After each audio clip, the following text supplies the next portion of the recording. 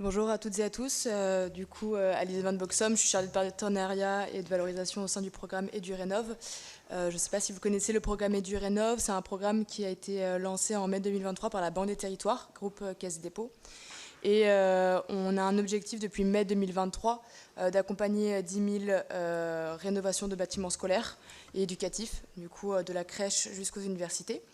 Et la Banque des Territoires a déployé depuis mai pour 5 ans une enveloppe de 2 milliards d'euros en prêts et une enveloppe de 50 millions d'euros pour de l'ingénierie.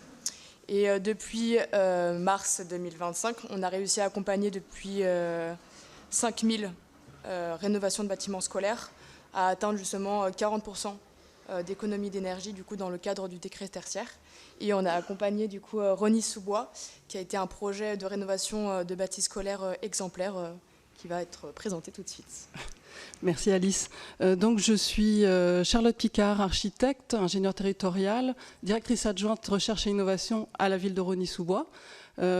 Juste un élément de contexte, cette direction existe depuis 2010 et on a comme mission de réfléchir à des stratégies communales d'adaptation au changement climatique, à ses impacts sociaux et physiques sur les milieux.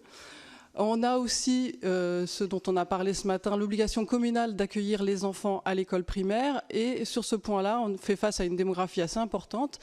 Et notre direction a, depuis une dizaine d'années, réalisé 7 bâtiments. Alors, on a eu 7 écoles ou centres de loisirs en neuf, la transformation d'une halle de marché en école maternelle et récemment, comme le disait Alice, la rénovation d'une école maternelle.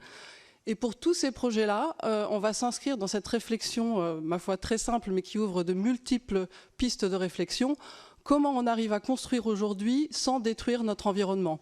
Quelles sont les marges de manœuvre pour réussir à régénérer même nos environnements tout en continuant à proposer des écoles et des centres de loisirs qui pourront accueillir nos enfants en suivant les pires projections du GIEC. Donc voilà, nous on part de ces données scientifiques pour réfléchir à nos projets. Il y a beaucoup de choses à dire sur les liens entre les matériaux biosourcés qu'on va utiliser dans nos bâtiments, la façon dont ils sont produits pour que, même en amont donc, de cette chaîne de réflexion de la construction, on ait des pratiques vertueuses. Mais comme je suis rajoutée au programme et qu'il n'y a pas beaucoup de temps, je vais essayer de me concentrer sur la conception même de ces bâtiments. Donc on va partir sur une conception qu'on appelle bioclimatique, d'adaptation aux conditions locales, en tout cas où on construit. On va réfléchir très en amont sur les matériaux. On va se tourner essentiellement vers les matériaux biosourcés, le bois, la paille, que ça nous permet de décarboner aussi notre construction. On va réfléchir en termes d'enveloppes à des enveloppes ultra performantes, très isolées, très étanches, pour réduire la facture énergétique de la ville. Et par rapport à ce qui nous rassemble aujourd'hui, la qualité de l'air intérieur, on a mis depuis les premiers bâtiments livrés en 2014 des sondes de CO2 pour avoir effectivement cette donnée-là au minimum monitorée dans tous les équipements, qui va être couplée à un système de ventilation que nous avons développé grâce notamment à une subvention de l'ADEME via leur programme Bâtiments Responsables.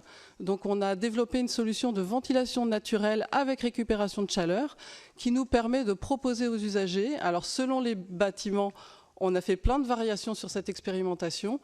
Parfois, la ventilation naturelle avec récupération de chaleur est quand même pilotée par ces fameuses sondes CO2. Parfois, on a des expérimentations entièrement manuelles. Ça veut dire qu'on remet l'usager quand même au centre du fonctionnement du bâtiment, ce qui ne va pas, comme l'ont dit les participants précédents, parfois ça ne fonctionne pas effectivement.